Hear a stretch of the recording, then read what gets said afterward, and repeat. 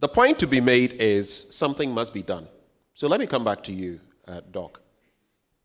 What then can be done from the educational and policy standpoint? Because obviously we have some of the policies. Dr. Krugu spoke to us about them.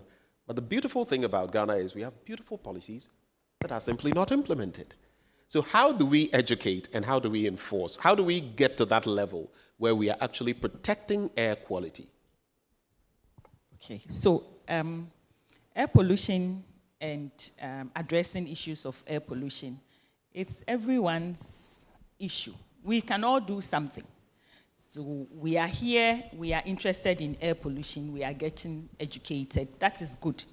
So if we all go back to our homes, our churches, our mosques, and ask the leaders to give us 5 minutes to talk to everyone in the church, in the mosque, about our health in terms of clean air, that is one step. We can do something.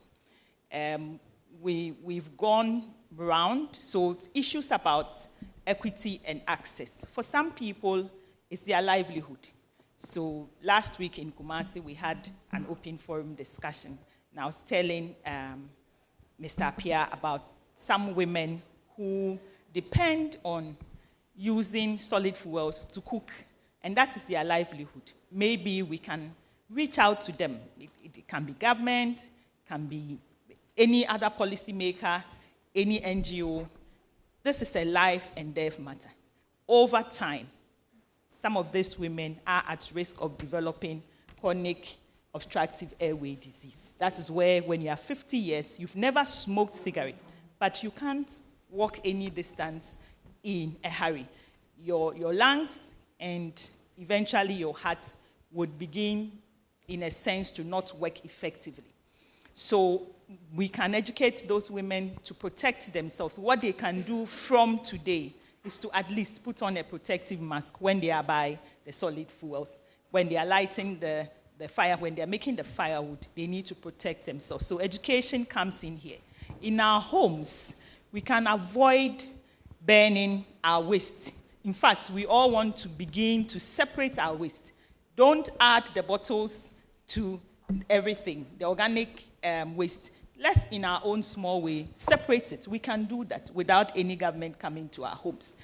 We've educated, so the schools that were involved in our asthma studies. What was also interesting is that when we gave air pollution monitors to the children and we monitored their sources of pollution, for the school that had the highest number of adolescents with asthma, they also had very high levels of pollution, so we could relate. So what we saw is that some of the public schools, for instance, do open burning. When the school children are on the compound, we educated the teachers that if they can liaise with the local authorities, because you would see that in a community, the whole refuse dump is just next door to the school.